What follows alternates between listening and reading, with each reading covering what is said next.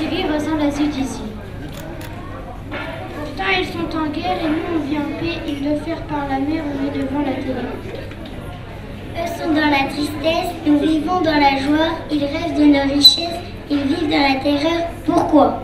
À l'occasion de l'anniversaire de la Convention internationale des droits de l'enfant, le service jeunesse et le conseil municipal jeune ont organisé la journée des droits de l'enfant. Le concept de la journée, c'est de permettre aux enfants de découvrir ou de redécouvrir la Convention internationale des droits de l'enfant, les droits de l'enfant en général, comment ils le vivent au quotidien, dans leur ville, etc. Donc les partenaires associatifs jeunesse se sont réunis aujourd'hui pour proposer chacun des ateliers sur des thèmes différents, le droit à l'égalité, le droit à la protection, le droit à l'identité, des connaissances sur les droits de l'enfant en général, le tout dans une ambiance très ludique et très festive. En participant à chaque atelier, les enfants remplissent un passeport qui leur permet de repartir avec des cadeaux UNICEF lorsqu'il est rempli. Parmi tous les droits de l'enfant représentés, les jeunes éclaireurs de Gravelines présentaient le handicap aux enfants avec des mises en situation. Même les handicaps invisibles étaient représentés comme les allergies, la dyslexie et le diabète. L'objectif, faire comprendre aux enfants les difficultés de la vie avec un handicap.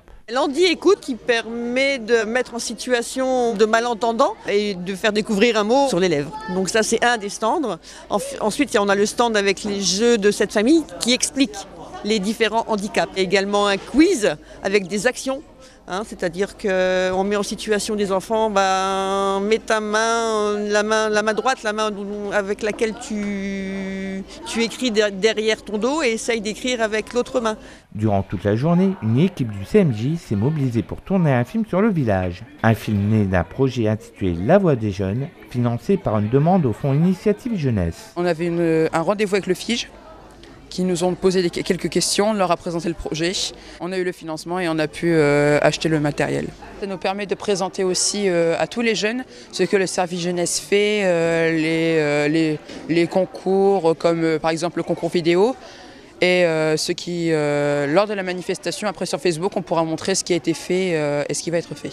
Par exemple, il y aura les réunions, les séances plénières, ou par exemple les sorties et aussi les manifestations avec le village. Le film de ces jeunes sera visible sur le Facebook du service jeunesse. Le film sera également diffusé lors des prochaines élections du conseil municipal jeune.